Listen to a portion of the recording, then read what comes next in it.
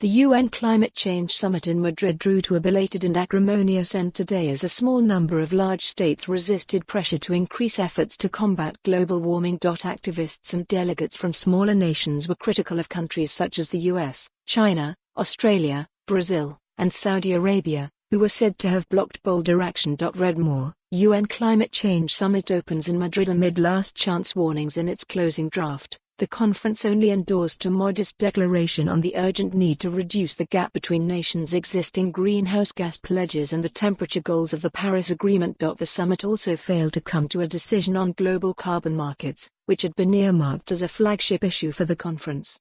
UN Secretary-General Antonio Guterres took to Twitter to vent his feelings. He said, "I am disappointed with the results of COP25.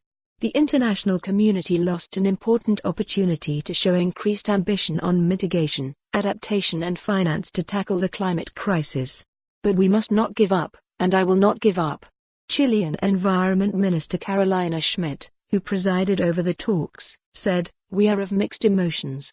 An earlier draft of the conference's concluding text attracted widespread anger, with campaigners arguing that its wording was so weak it betrayed the spirit of the Paris Agreement. The final version was also met with disappointment, with the document considered a weak riposte to a year in which extreme weather patterns such as flooding and wildfires have become more intense.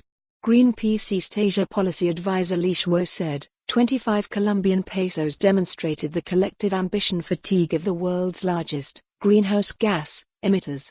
The talks, which finished nearly 2 days late, stalled amid disputes over the rules for international carbon trading, with Brazil and Australia reported to be among the main holdouts. Smaller nations, many of which are expected to suffer worst from climate change, failed to win the financial concessions they had hoped for. Read more. EU Commission unveils European Green Deal in Brussels. A representative from Tuvalu, the Pacific island nation at risk of catastrophic damage from rising sea levels, said, "There are millions of people all around the world who are already suffering from the impacts of climate change. Denying this fact could be interpreted by some to be a crime against humanity." For more on this story, visit the news article link.